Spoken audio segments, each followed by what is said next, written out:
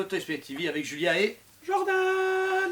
ici on présente du coup un fabricant qu'on aime énormément, qui est donc Weta Workshop, un fabricant néo-zélandais qui a fait beaucoup de travail pour ce Seigneur des Anneaux. Oui, on vous a déjà montré des statues de chez eux, les Dark Crystal également, qui étaient très jolies. Donc ici on va vous montrer tout de suite La Galadriel.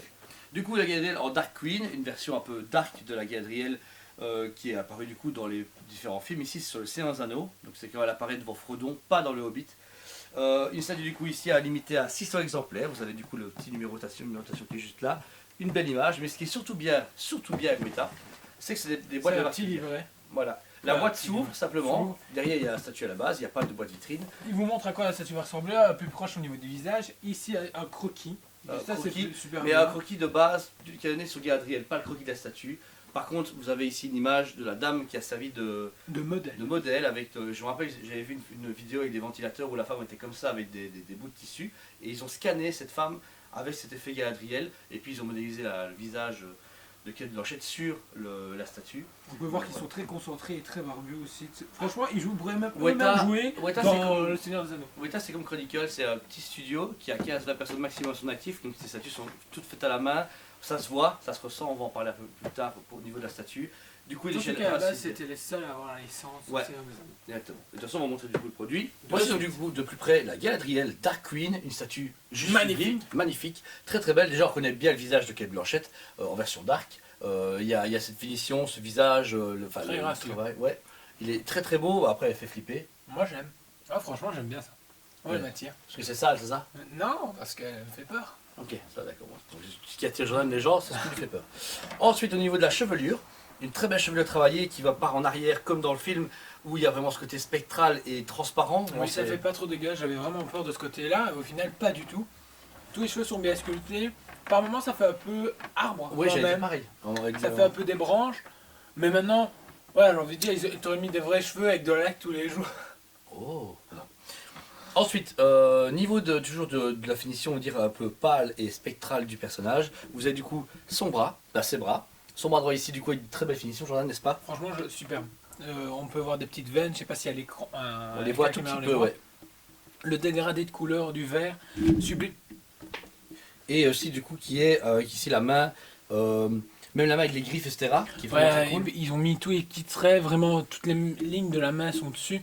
C'est vachement sublime. Je suis étonné du travail jusqu'où ils ont pu aller sur du E6e. C'est impressionnant, pareil de l'autre côté, forcément les deux mains se ressemblent. Il faut juste noter qu'ici il y a une jointure à la base et il y a une toute petite différence, un peu compliqué à mettre au niveau des vêtements. Maintenant de loin on le voit pas. Non, voilà. Au niveau des vêtements justement, du coup vous avez son armure elfique qui est très bien travaillée, il y a vraiment un travail... côté forgé, j'aime vraiment bien. Forgé. Il y a vraiment une belle finition au niveau de la statue. Et franchement, c'est juste sublime. Puis après, vous avez les drapés qu'ils ont pu donner. Tout déchiré, etc. Spectral, déchiré, qui reviennent en arrière. Je trouve juste pas sublime, j'aime vraiment bien. Et puis il y a certains endroits où ça part vraiment à de la résine translucide ou du PVC translucide, tout dépend les endroits. Sublime. Il y a aussi un brillant dessus, c'est ça qui est marrant. Il y a un gros brillant sur les vêtements. Pour vraiment donner un côté reflet en fait. Ouais, c'est très bien, ça me gêne pas, mais même là, il y a tout un travail avec différents types de couleurs cuivrées, argentées, etc. Et une laque dessus, c'est impressionnant. Et l'arrière avec des porte-tissus transparents. Des tissus transparents qui sont tous aussi bien travaillés les uns que les autres, qui donnent vraiment cet effet de mouvement, cet effet de vent. Puis ensuite, le petit détail, là aussi, ils ont travaillé les pieds arrière, on peut le voir tout derrière, et le pied avant, ils sont super bien travaillés aussi également. Je veux dire, on se dit pas, c'est quoi ça? Ouais. Non, c'est des pieds. Et forcément, comme d'hab, le socle avec la caractère du milieu qu'on vous présente plus parce que c'est chaque fois la même chose. Il n'y a pas de spoil sur ce sujet. Voilà, vous avez pu voir du coup la statue de plus près. Une très belle statue du coup de Galadriel en version Dark Queen. On a vraiment du coup un très beau travail, très précis sur la résine, le PVC. Il y a un peu de tout dans cette statue. Hein. Il y a vraiment beaucoup de matière. Il y a vraiment beaucoup de choses, la fibre de résine également. Franchement, ils ont mixé beaucoup et je peux comprendre pourquoi, mais il y a quand même des endroits où je suis mitigé. Parce que ici, donc, il y a des tissus qui sont, comme ici, en fibre de résine ou soit de temps en temps en PVC. Des fois en résine totalement. Ici, je comprends pourquoi ils ont été finir au PVC, pour éviter la caisse de transport. Et puis le montage. Ils ont inversé deux tissus. L'un disait 5 et 6, 5 et 6 justement, étaient inversés. Et j'étais là, il se moque de moi, alors que j'avais essayé de l'enfoncer et j'arrivais pas à le retirer. J'ai réussi. Le gros problème chez Weta en général, c'est le fait de, justement, de mettre des pièces. Ici, dans l'arrière, il y a une pièce qui doit être au fond, on ne va pas vous mentir, elle n'est pas à 100% au fond.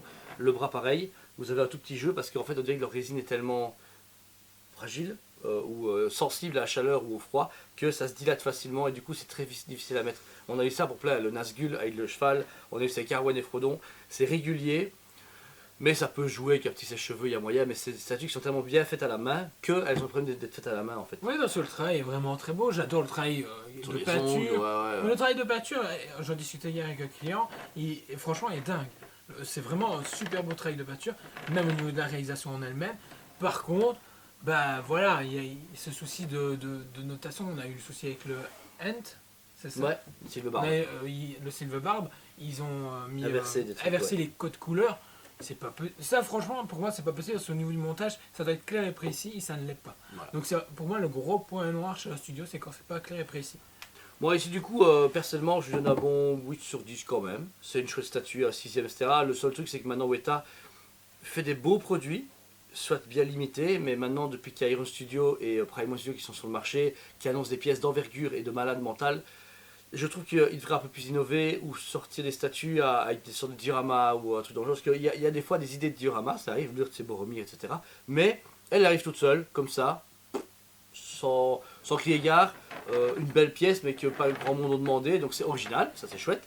Mais le souci d'emboîtage, et je sais pas, j'aurais aimé maintenant qu'ils mettent des décors un peu plus fournis, parce que leurs socles sont cool depuis des années, mais justement il y a une demande de. Pour une fois, qu'un socle est noir et travailler en termes de sculpture dessus, la carte, je trouve ça génial. Okay. Moi, je ne demande pas plus en fait. Justement, Weta a leur marque, on va dire, et ça fonctionne très bien. pour moi, ils ont mis du décor sur celle-ci. Ben non, parce qu'on veut aller à l'essentiel, montrer que leur sculpture est nickel. Okay, ça donc, pour moi, c'est un 8,5, c'est un demi-point en plus que toi. Parce que j'adore la réalisation. Maintenant, c'est clair, ils doivent aller plus loin. Ouais, plus loin, ouais. On voit qu'ils sont basés sur leur acquis, ils restent là-dessus, c'est un peu dommage parce que Prime Studio, ouais, ils ont l'habitude de montrer qu'ils ont un plus gros, donc ils font des gros trucs.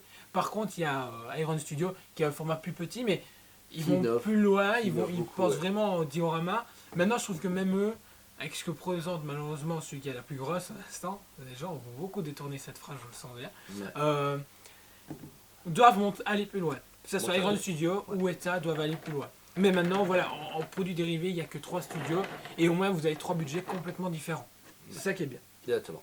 Voilà, si vous aimez la vidéo, n'hésitez pas à liker, partager notre travail, surtout abonnez-vous à notre super chaîne, de plus en plus nombreux, ça nous fait super plaisir. Et plus en plus à nous rendre visite aussi également, franchement. Suivez-nous sur Instagram, de Semaine Liège, et sur Facebook, où on fait également des lives tous les mardis à 19h30. En tout cas, on essaie que ça soit tous les mardis. Des fois, ça décale un petit peu. On vous présente plein de choses, les nouveautés, les teasings, les annonces, les précommandes, tout. Aussi, on fait un style d'émission, on vous présente une licence. On a fait One Piece récemment, on a fait Dragon Ball, on a fait Le Seigneur des Anneaux également, Jurassic Park, plein de choses, on a fait trop de choses. Et on vous décortique chez tous les fabricants, plus ou moins tous les fabricants, ce qui est officiel et des fois non officiel. Comme ça, vous êtes au courant. Et aussi, on a nos guests, de temps en temps. Ça peut être marrant. Voilà. Et bien écoutez, sur les paroles, on vous dit à très bientôt.